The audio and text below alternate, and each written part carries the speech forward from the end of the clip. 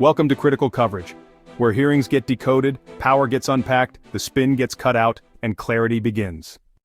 Senator Josh Hawley targets two major threats to economic freedom: forced arbitration and corporate monopolies. From big tech to big beef, Hawley explains why antitrust laws are failing and what Congress must do to fix it. Let's unpack the fire. Senator Hawley highlighted a core failure in America's antitrust enforcement: forced arbitration clauses hidden in the fine print of user agreements for platforms like Google, Facebook, and Amazon. He asked expert witnesses, how can citizens enforce antitrust laws if they can't get into court? The answer? They can't.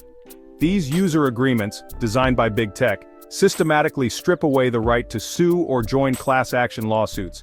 Hawley argued this is intentional. These contracts are built to block legal challenges. One expert called these contracts a direct barrier to justice. Mr. Mitter, I want to pick up where Senator Blumenthal started as well, this question about private enforcement and forced arbitration. You've said, I think, that antitrust is law enforcement, full stop. Wouldn't you agree that private enforcement is essential to a functional antitrust regime? Absolutely. American antitrust enforcement rests on three pillars of a stool. One is the federal government, the second are state attorneys general, and the third are private plaintiffs. I think I agree with Ms. Mecky's comments 100% that it's essential for the average person to have the ability to come into court and vindicate their individual economic rights. But they really don't today, do they? I mean, in case after case, particularly if you're dealing with companies of any size, and let's take our friends in the big tech world, for example. I mean, all of their user agreements are full of the classic contracts of adhesion. I mean, Google, you waive your right to sue us in court or to bring a class action case. I mean, there's virtually, I don't want to say no ability, but very, very diminished ability for any private citizen to bring any meaningful antitrust suit privately. I mean, isn't that real? Isn't that right? I agree that's a real problem, and it highlights the need for strong enforcement that can make it easier for private plaintiffs to bring follow-on lawsuits. But even then, as you point out, if you're subject to a forced arbitration clause, that can be more difficult. And wouldn't it be much more powerful in the antitrust sphere if we could also bring class action suits? Private plaintiffs could bring class action suits, which again are theoretically possible, but effectively barred by many of these adhesion contracts, right? I agree. In many instances, a class action suit is actually the most efficient way to resolve these big questions. A former DOJ official noted that class actions by private citizens hit companies hardest, right in front of juries with damage awards. Hawley drove the point home.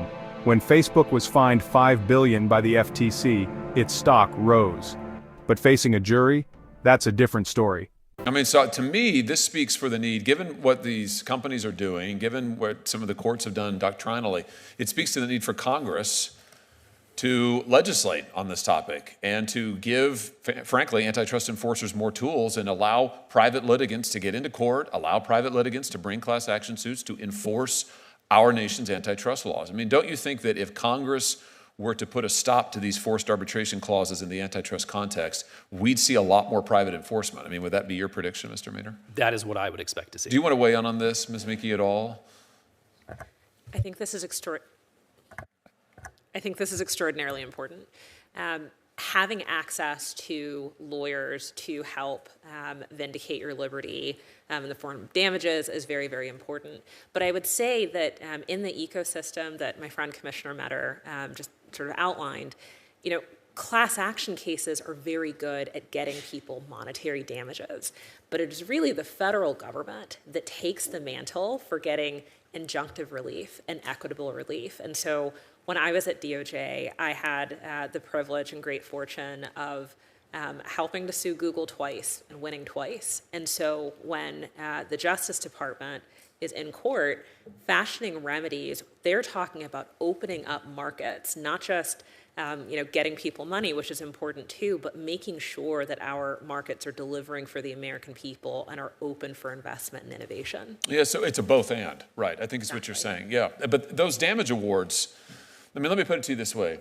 When the FTC in 2019 fined, I think it was Facebook, $5 billion, if I remember correctly. Yeah, fined Facebook $5 billion. I remember I was brand new senator. I was new up here, and I thought, $5 billion, that's a lot of money. I thought, Facebook is really going to change its behavior now. Not so much. Their stock prices went up the next day. They did nothing meaningfully different. I agree with you completely about the need for robust federal enforcement, and I am a former state AG, Senator Blumenthal is as well, so I know that we believe in robust enforcement at the state level also. But there's something powerful about a damage award from a jury. I mean, to have private enforcers be able to get into court, get in front of a jury, particularly in a class action context, it's one of the reasons that these companies have fought Section 230 in a different context for years and years. They don't want to face juries. And I think the same is true for antitrust enforcement. They do not want to face private enforcers who are coming and bringing their cases into court. And I think one of the best things that we can do for antitrust enforcement is we ought to get rid of these forced arbitration clauses, and we ought to open up the courthouse doors for private citizens, and we ought to allow them to form class actions to do it. And we ought to do all of the above. I agree with you, Ms. Meeke, and Mr. Metter, we ought to empower your agency as well. Because we need, I think you are fundamentally right, we need more law enforcement, antitrust enforcement rather, is law enforcement, and we need more of it. Hawley's plan: ban forced arbitration in antitrust cases, restore class action rights, and let citizens and small businesses take monopolies to court. That's his approach to reform. Hawley shifted focus from tech to food, specifically meatpacking. He noted that just 4 companies control 80% of U.S. beef processing. Ranchers can't earn a fair price, and consumers pay record-high prices. In Hawley's words, only the monopolists win. He challenged the FTC. Can they go after this? The answer: yes, but with caveats. DOJ handles meatpackers, while the FTC watches retail prices, mergers, and the pressure that ripples through the market. And that pressure is breaking things. As companies consolidate to compete with other consolidated companies, the result is an arms race, not a marketplace. Just in my last remaining seconds here, Mr. Metter, let me come back to you. You've said that big is bad, which I completely agree with, and that we need to consider structural remedies. Is that true outside of the tech sector? I know you said that about tech. Is that true more broadly? I believe the competition concerns that have been most recognized in the tech sector are common in many other sectors. We need to enforce the antitrust laws evenly across the entire economy. Good. Let me just give you one example here. 4 companies currently control over 80% of beef processing in this country, and very similarly high shares of poultry and pork. In Missouri, just in the last year, we have had 2 poultry plants closed by the dominant poultry processor, Tyson Food, canceling contracts with farmers, putting hundreds of people out of work across my state, really acting with total impunity. Why? Because they can. Because they are essentially a monopolist. Is this the kind of thing that the FTC can take action on? Yes, with the small caveat that the Department of Justice typically handles the packers, but the FTC sees this at the retail level as well. When there are a smaller number of packers, retailers pay higher prices, and then consumers pay higher prices, and then retailers want to merge and consolidate their own part of the supply chain to counteract that, and then it's sort of an arms race to see who can get the biggest, the fastest. I'll end with this. Right now, beef processing is just one example, but it's a perfect example for a state like mine. The only people who win are the monopolists. You know, if you're a cattle rancher, you're not getting paid for your product. If you are a consumer at the grocery store, you're paying an arm and a leg for some hamburger.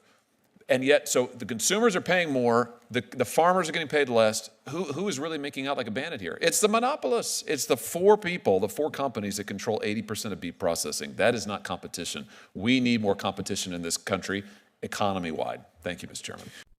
Senator Hawley made it clear that America's antitrust system isn't working. It has a legal shield designed to protect corporate monopolies from accountability. And unless Congress acts to end forced arbitration and break up economic concentration, consumers, workers, and small businesses will keep getting steamrolled. This is critical coverage. If you are tired of corporations writing rules, hit subscribe. We break it down and name names.